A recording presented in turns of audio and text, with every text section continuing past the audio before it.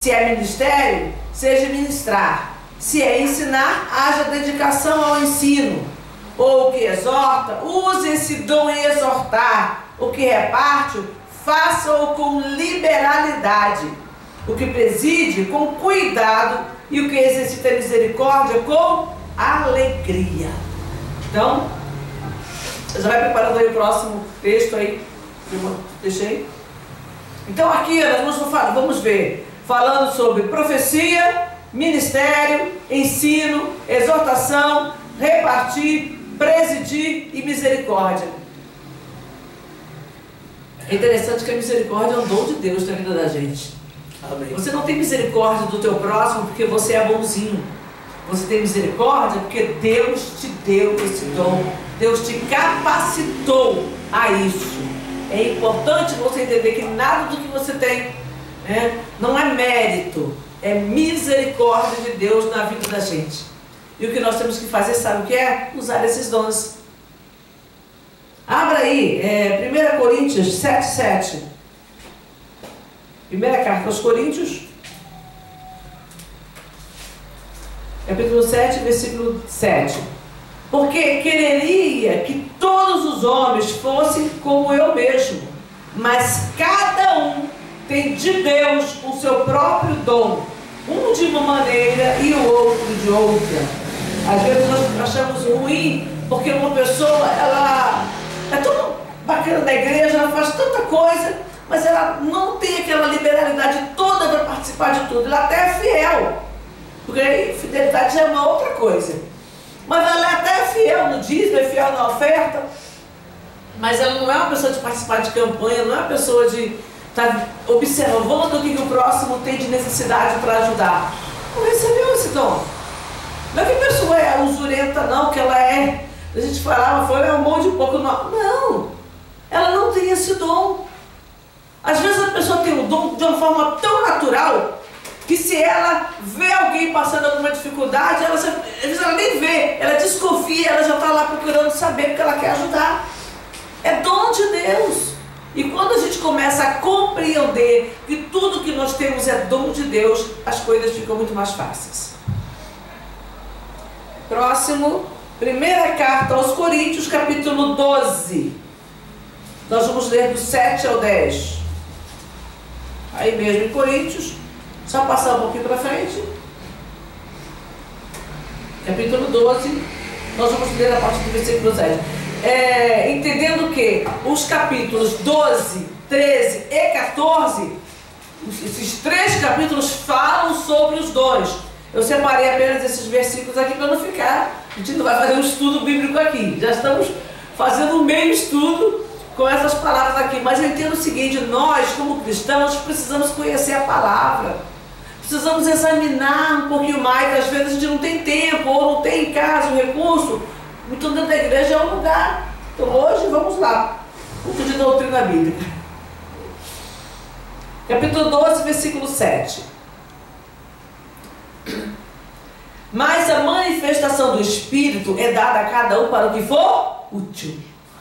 Então o Espírito Santo vai se manifestar na vida de um irmão de uma maneira, vai se manifestar na vida de outro irmão de outra maneira, na vida de outro de outra maneira, na vida de outro. Cada um de nós, ele vai se manifestar de uma maneira diferente. Para quê? Para aquilo que for útil. Deus sabe que é que Ele pode te usar. Se para ajudar o próximo, se para pregar, se para ficar na portaria, se para vir cuidar da igreja, se para fazer uma visita no hospital, no presídio. Todos têm dom de visitar presídio? Não. Eu nunca fui. Cheguei a me programar uma vez para ir, mas aí fui impedida, porque também foi bem na época errada, né? Eu estava grávida.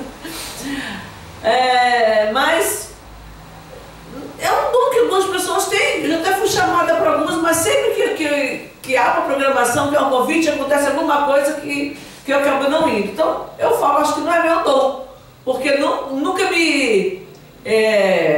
nunca resisti a isso, mas também nunca houve a oportunidade. Já fui até convidada por uma pastora que faz um trabalho lá e falei, não, pode marcar que eu vou. Até hoje não foi marcado. Isso já foi umas 2 ou 3 vezes que aconteceu. Então, uma vez eu fui, porque era uma pessoa conhecida que estava, e eu fui nessa época que eu estava grávida. Aí uma vez eu falo, acho que não é meu dom visitar presídio. Hospital eu já fui inúmeras vezes, mas presídio não. Então cada um tem de Deus o seu próprio dom. Um não é menor do que o outro. Ah, fulano visita muito, fulano tem o dom da liberalidade, ele vai para a rua, ele tem o dom para assistência social. Glória a Deus por isso. Tem outros que têm outro tipo de dom dentro da igreja que são importantíssimos. Cuidar de crianças, de adolescentes, de idosos, de fazer aquele trabalho. Cada um para o que for útil. 8. Porque a um pelo Espírito é dada a palavra de sabedoria. Depois a gente vai falar um pouquinho sobre cada uma delas. E a outro pelo mesmo Espírito a palavra da ciência.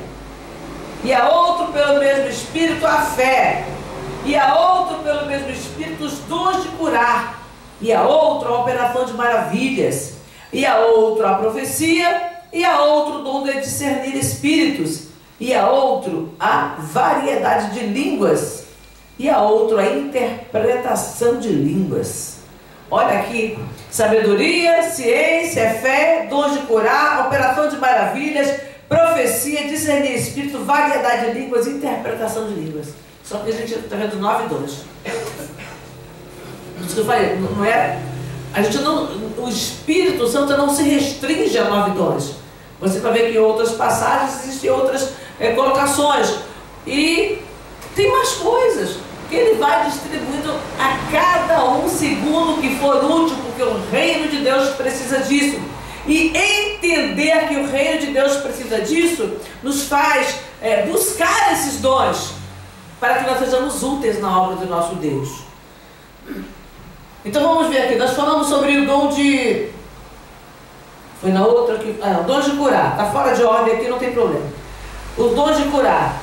Quando você ora por uma pessoa para ela ser curada, você pode orar na área física, na área emocional, na área espiritual, na área sentimental. Tem gente que está enferma sentimentalmente porque ela teve um relacionamento abusivo, ou um relacionamento que findou de uma forma trágica, ou um relacionamento não correspondido, um amor não correspondido. Essa pessoa precisa de cura. Porque ela já começa, às vezes ela se retrai e fica com medo, ela precisa de cura. Uma outra pessoa na forma emocional, e aí a gente vai ver os problemas que a gente conhece, de depressão, ansiedade, pânico, é emocional. E aí você vai orar para que haja cura. Outros têm problemas espirituais, você vai orar para que haja cura, porque aquela pessoa já deveria ter sido liberta, e ela tem alguma coisa que impede a sua libertação, e às vezes é uma cura que ela precisa. Outros têm a saúde mesmo, e você vai orar pela saúde da pessoa.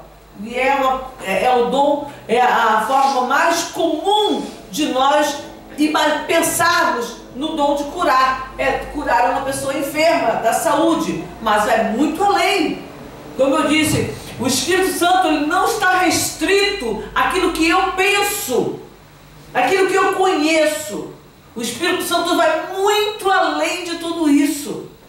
Amém. E eu preciso entender essas coisas para que Ele possa me usar. Porque se eu, ainda que eu não conheça tudo, se eu percebo que o Espírito Santo ele quer ir além, Senhor, eis-me aqui. E o profeta Isaías falou: Senhor, eis-me aqui, envia-me a mim. Eu não sei como o Senhor pode me usar, aonde o Senhor vai me usar, de que forma isso vai acontecer, mas eu estou aqui, pode me enviar, pode me usar naquilo que o Senhor quiser, porque não sou eu, não é o meu pastor, é o Espírito Santo de Deus que quer te usar, e Ele sabe da tua capacidade, ou da tua incapacidade, e aí Ele pode te agraciar com algum dom que você ainda não recebeu, e você pode começar a ser usada na obra do reino do nosso Deus com algum dom maravilhoso. Nós vamos, inclusive nessa questão do dom também tem uma coisa importante. Nós vamos ver, Naamã tem que dar 7 mergulhos para ser curado. Nem sempre é assim, ó, pá, faz oração. Ele falou: eu achei que o profeta ia passar a mão em mim e eu ia ser curado. Não, ele teve que ser tratado na sua humildade para que houvesse cura.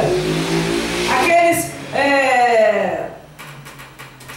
leprosos, a palavra diz que Jesus falou para eles: vai, mostra-te ao sacerdote. E quando eles estavam indo, eles foram curados. Eles precisavam de aprender a obedecer. O outro, que era cego, Jesus era por ele. Jesus, não foi eu não. Porque se é um dos discípulos, se é um homem natural como nós, é porque ele não tinha fé suficiente, teve que orar 2 vezes. Jesus orou por ele, ele falou: eu vejo os homens que andam como árvores. Jesus foi lá de novo, pôs a mão sobre ele, aquele homem voltou a ver. Então, às vezes o dom se manifesta de uma forma diferente daquela que nós estamos habituadas. E a gente vê isso dentro da igreja. Algumas pessoas levam um determinado tempo para ser curadas ou para serem libertas. E aí pode ser que entre a fé do profeta, pode ser que entre a fé da pessoa. Não temos que questionar isso, temos que apenas procurar nos aperfeiçoar. Procurar continuar buscando até que a bênção venha. Meu Deus, meu Deus. Operação de milagres, né? Operação de milagres, alguma coisa maior, alguma coisa além daquela expectativa humana, daquilo que a gente possa imaginar. Aqui, vamos ver, Moisés operou milagres ali no Egito, né? Aquelas pragas ali foram milagres. Mas existem outros milagres, por exemplo, a cura de um cego de nascença. O homem nasceu cego. É um milagre, não é uma cura comum. Você nem ora por um cego de nascença. Você tem fé para orar por um cego de nascença? Não é todo mundo que tem. Porque é uma coisa além. Uma pessoa que nasceu aleijado, que tem a mão mirrada, que nasceu com a mãozinha mais curta, e você vai lá, vai orar por aquela pessoa, a mão dela volta ao normal, já é uma coisa maravilhosa. Já é uma coisa além. Jesus fala que pode até transportar a montanha de um lado para o outro. Não sei se de repente houver a necessidade em algum lugar. Pode acontecer? Pode. Jesus falou que pode. Então tem pessoas que recebem de Deus o dom para operar maravilhas. É uma pessoa, muitas vezes, ela conseguir fazer uma obra tão grande num lugar fechado.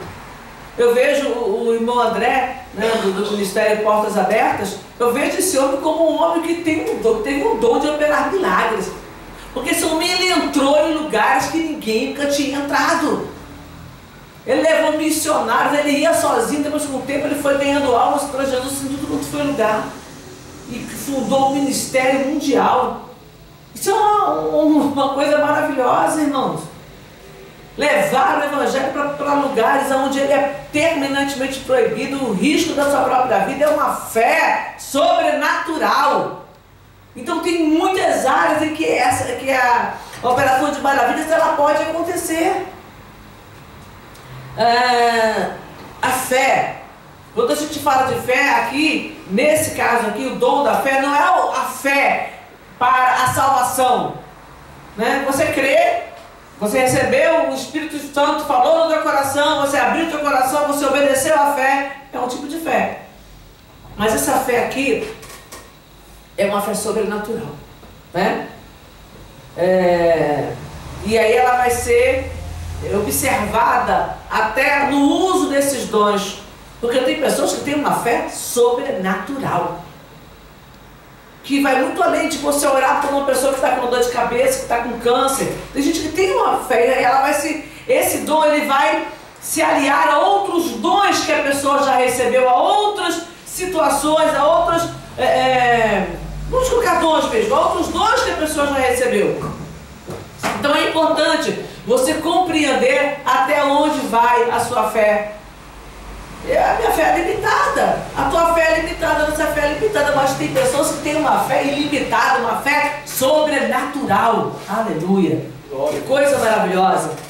Santo Deus! Profecia, tá? A profecia, eu já falei aqui, existe o ministério profético.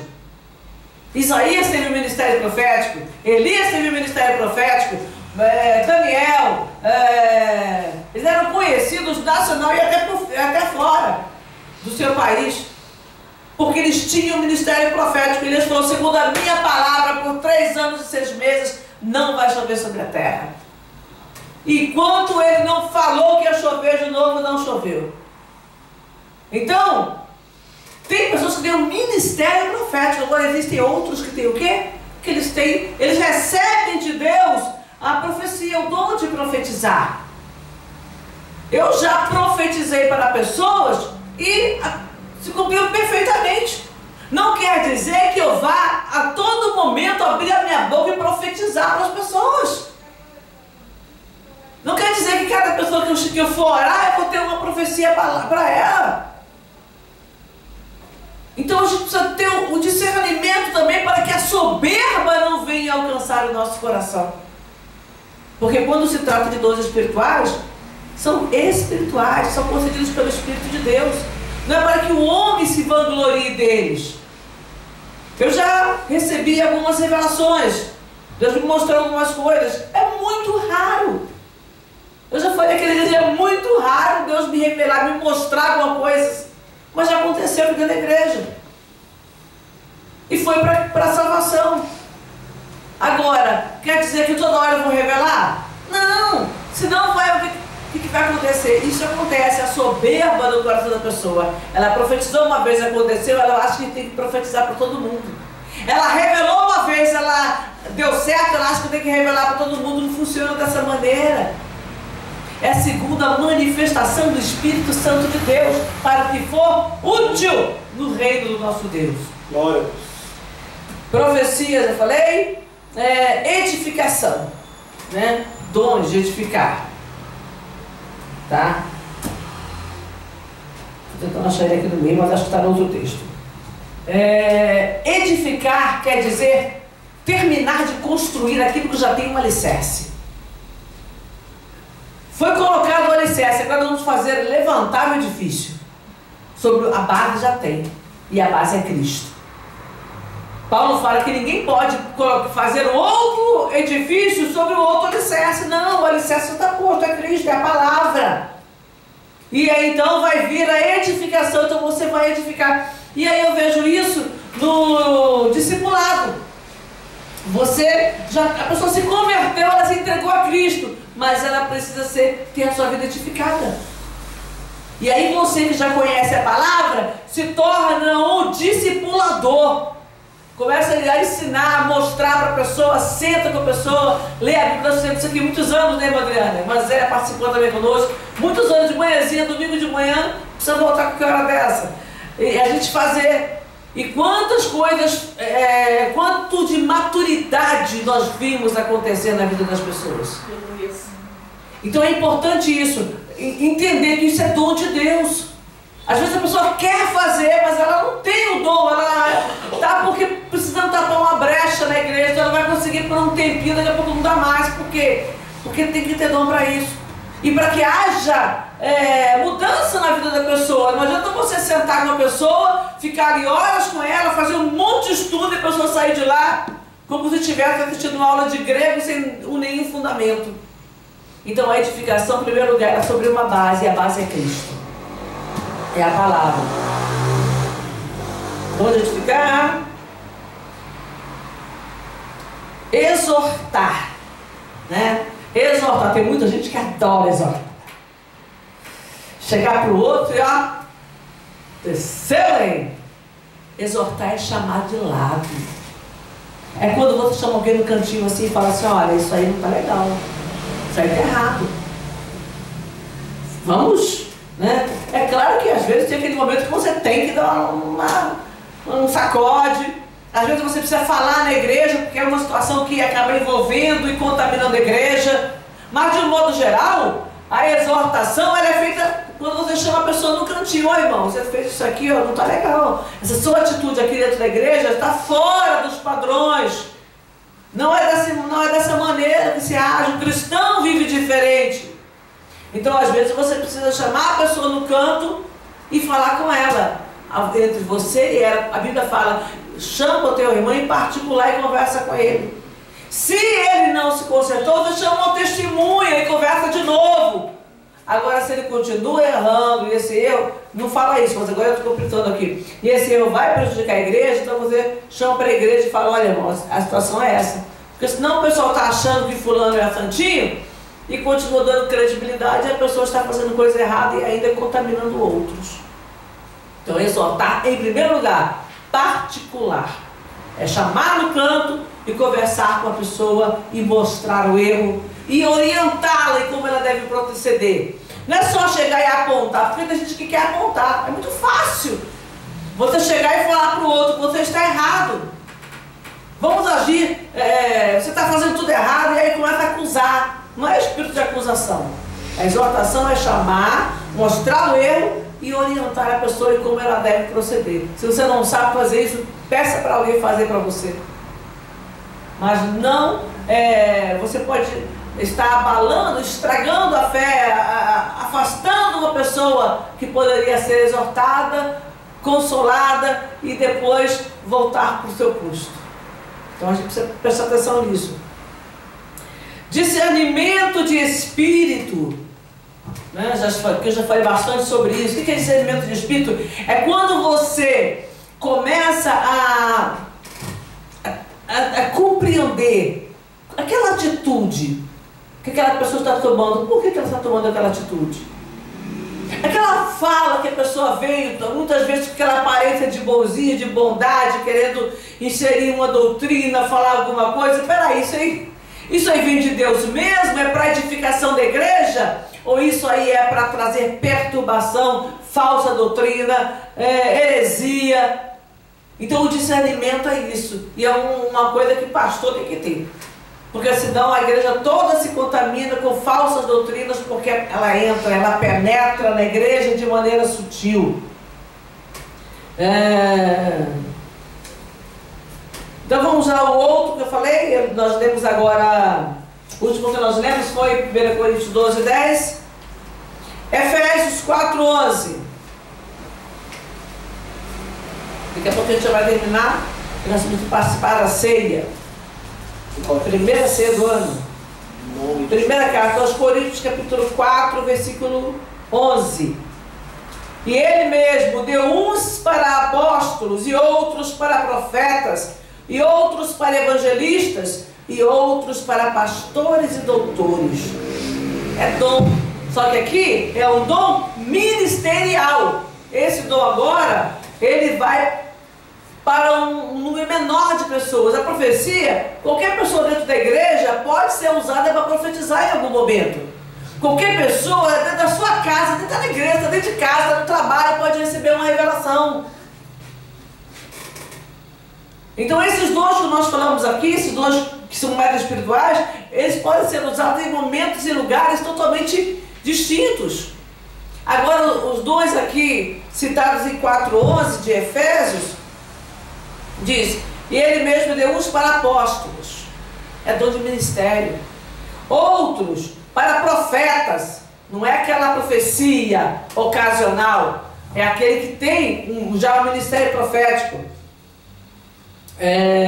Não foi só no tempo lá atrás, não, continua, tá? Outros para evangelistas e outros para pastores e doutores. Todos nós temos que ser evangelistas. Nós precisamos evangelizar na nossa casa, no nosso trabalho. É aquele evangelismo do dia a dia. Mas tem pessoas que têm um ministério evangelístico. Ela vai na frente. É aquele que abre um trabalho em algum lugar. Onde ele vai, ele consegue abrir um trabalho. É um dom. É um dom. Às vezes você quer abrir um trabalho em algum lugar, você não consegue. Mas o evangelista, ele vai lá e ele abre. Só que tem pessoas que não adianta você deixar ele ali. Porque o ministério dele é evangelístico.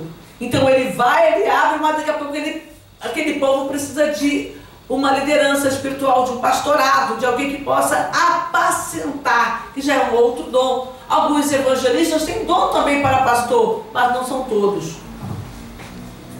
Evangelistas e outros para pastores e doutores. Todo pastor é um mestre da palavra? Não. Ele tem o dom para apacentar. Pode às vezes colocar um doutor na frente e ele não vai saber apacentar. Ele é doutor em teologia, mas ele não vai saber apacentar o rebanho. Porque são dons diferentes.